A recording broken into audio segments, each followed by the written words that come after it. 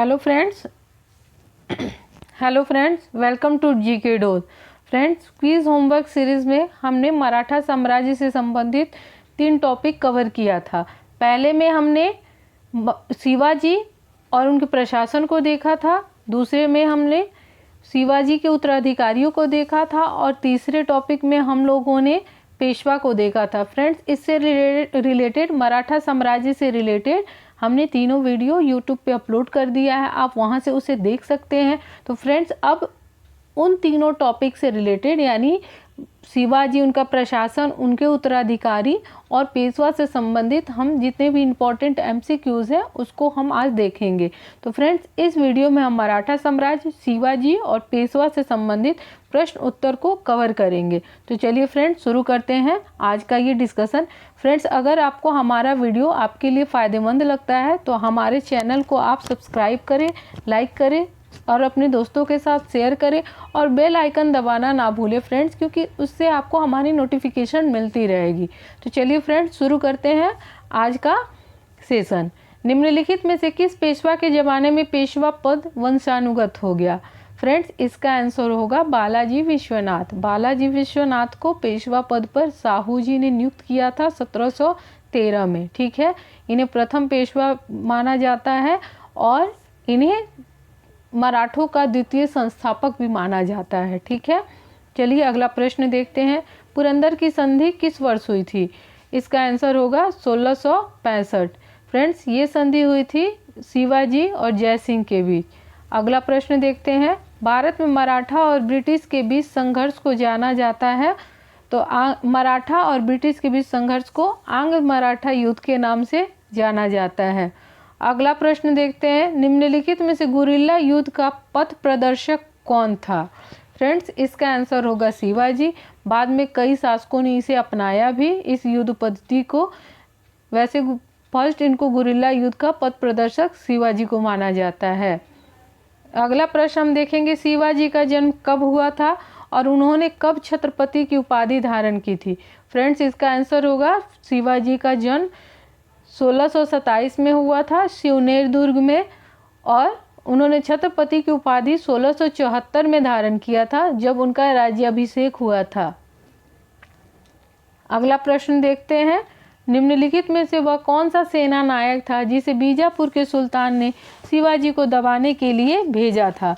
तो फ्रेंड्स, इसका आंसर होगा अफजल खां। ठीक है, अफजल खां को बीजापुर के सुल्तान ने शिवाजी को दबाने के लिए भेजा था 1659 में। अगर बीजापुर के सुल्तान की जगह यहाँ अगर औरंगजेब होता तो फ्रेंड्स, इसका आंसर होता शाइस्ता खां। आपको याद होगा जो हमने पिछले वीडियो में डिस्कस किया था कि शिवाजी का संघर्ष 2 लोगों के साथ होता है। शुरुआती संघर्ष पहला अफजल खान के साथ 1659 में और दूसरा होता है फ्रेंड्स शाइस्ता खान के साथ 1663 में। अगला प्रश्न हम देखते हैं। मराठा राज्य का दूसरा संस्थापक किसे कहा जाता है? अभी हमने पिछले प्रश्न में डिस्कस किया था बालाजी विश्वनाथ। बालाजी विश्वनाथ को मराठा साम्राज्य का दूसरा संस्थापक फ्रेंड्स इसलिए माना जाता है ना कि इन्होंने एक संधि करवाई थी जिसको दिल्ली समझौता के नाम से जानते हैं। ये संधि आपको हुई थी 1719 में। ठीक है, जिसे मराठों के लिए मैग्ना कार्टा भी कहा जाता है।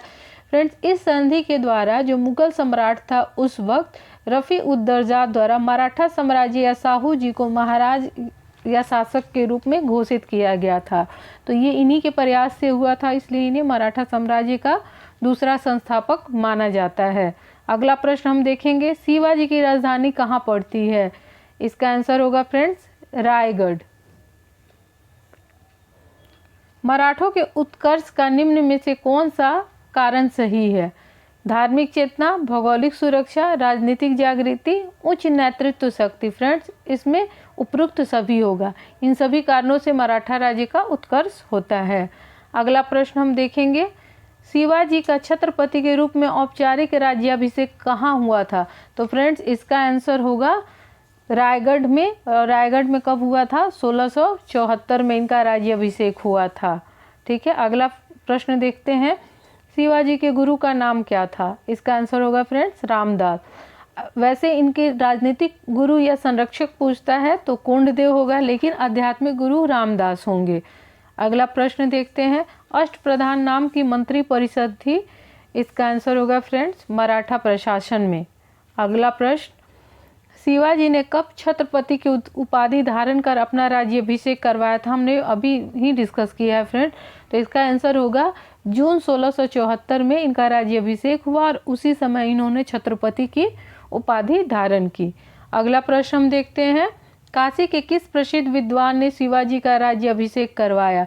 इसका आंसर होगा श्री विश्वेश्वर जी गंगा भट्ट। फ्रेंड्स ऑप्शन में कहीं कहीं बस गंगा भट्ट भी दिया होता है, तो आप गंगा भट्ट के साथ भी जा सकते हैं। वैसे पूरा नाम दे तो आप इसमें कंफ्यूज नहीं होइएगा। श्री विश्वेश्वर जी गंगा भट्ट आंसर होगा। अगला प्रश्न होगा, औरंगजेब की मृत्यु के समय मराठा नेतृत्व किनके हाथों में था? फ्रेंड्स इसका आंसर होगा ताराबाई। अगला प्रश्न, सुरक्षा के लिए मराठों के राजस्व के दावा को किस नाम से जाना जाता है?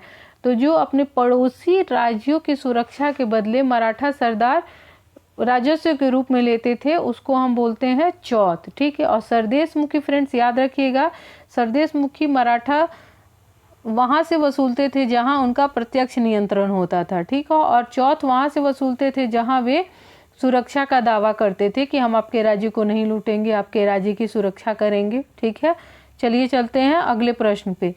अगला प्रश्न है, पानीपत के तृतीय युद्ध में निम्नलिखित में से किसने मराठों को हराया था?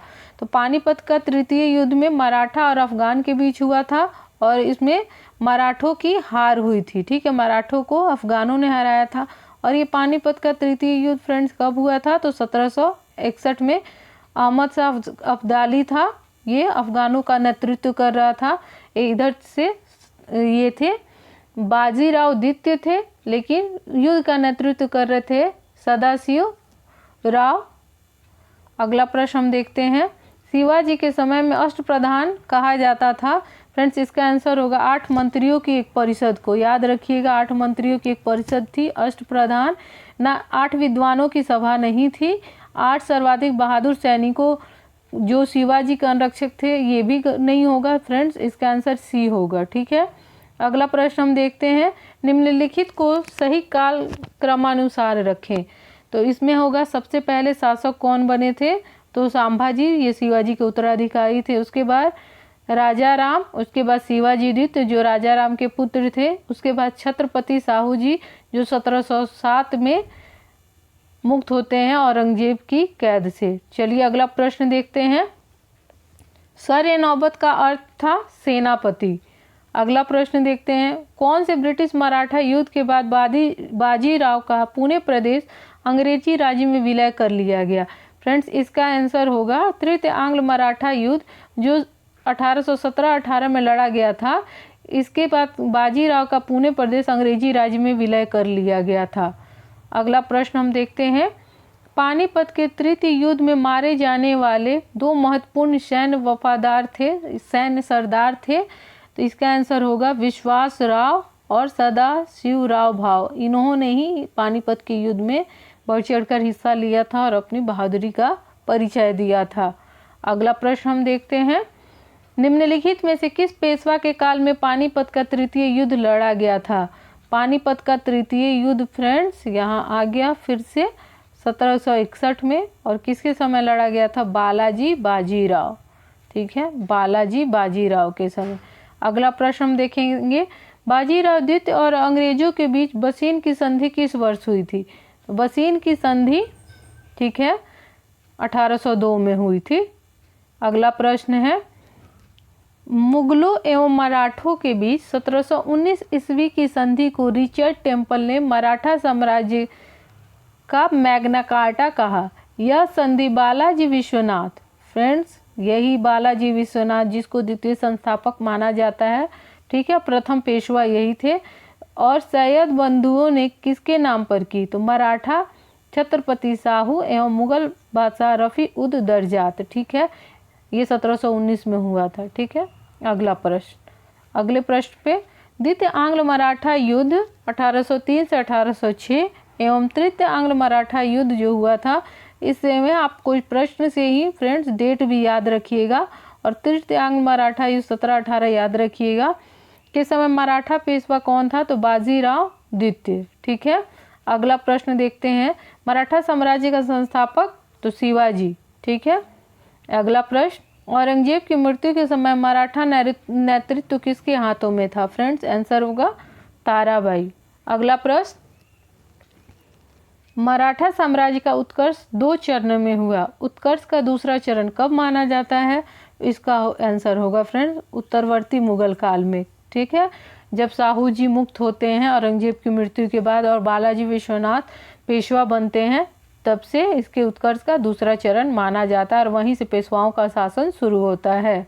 ठीक है। अब अगला प्रश्न हम देखते हैं, सहायक संधि स्वीकार करने वाला सबसे पहला पेशवा कौन था? फ्रेंड्स ये बहुत बार पूछा जाता है, इम्पोर्टेंट है, याद रखिएगा इसको। तो बाजीराव द्वितीय। ठीक है। अगला प्रश्न हम देखते हैं, वारेन हेस्टिंग्स के अनुसार आपत्ति काल की सफल वार्ता किस संधि को कहा गया है?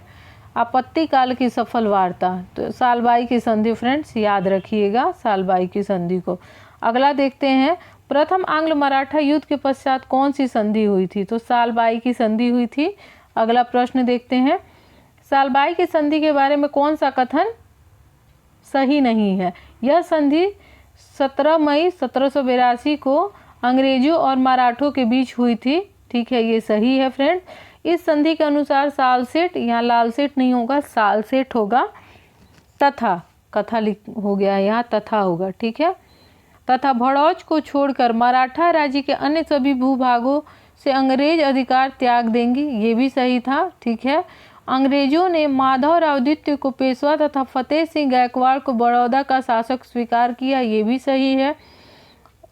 अब अगला देखते हैं, अपनी सुरक्षा के बदले राघव बाग कंपनी की बम्बई शाखा को 6 लाख रुपया देंगे। फ्रेंड्स ये गलत है, ऐसा नहीं हुआ था, ऐसा कोई समझौता नहीं हुआ था। अगला प्रश्न देखते हैं, द्वितीय आंग्ल मराठा युद्ध कब हुआ था? तो 1803 से 1806। ये डायरेक्ट क्वेश्चन फ्रेंड पूछ देता है, इसको याद रखिएगा। अब अंतिम प्रश्न को हम देखते हैं। अंतिम प्रश्न 35वां प्रश्न है, द्वितीय आंग्ल मराठा युद्ध के बारे में सही कथन छांटिए। द्वितीय आंग्ल मराठा युद्ध के समय गवर्नर जनरल लॉर्ड वेलेस्ली था। ठीक है, सही कथन छांटना था द्वितीय आंग्ल मराठा युद्ध के समय, ये सही होगा। ठीक है, सही कथन पहले देख लीजिए। द्वितीय आंग्ल मराठा युद्ध के दौरान पेशवा बाजीराव द्वितीय थे, सही है। बाजीराव द्वितीय ने युद्ध के दौरान 1802 में बसीन की संधि कर ली। तो ये फ्रेंड्स तीनों ऑप्शंस, तीनों स्टेटमेंट सही है, तो इसका आंसर होगा सी। ठीक है फ्रेंड, तो ये हमने मराठा साम्राज्य, शिवाजी, उनके उत्तराधिकारी और पेशवा से संबंधित पिछले एग्जाम में प्रीवियस ईयर में पूछे गए 35 क्वेश्चन का हमने डिस्कशन किया फ्रेंड्स।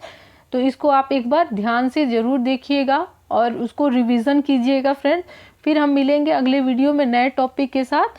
ठीक है फ्रेंड्स, अगर आपको हमारा ये वीडियो फ़ायदेमंद लगता है तो आप हमारे जीके डोज चैनल को सब्सक्राइब करें, शेयर करें और लाइक करें और बेल आइकॉन दबाना फ्रेंड्स ना भूलें। चलिए फिर मिलते हैं अगले वीडियो के साथ, तब तक के लिए जय हिंद।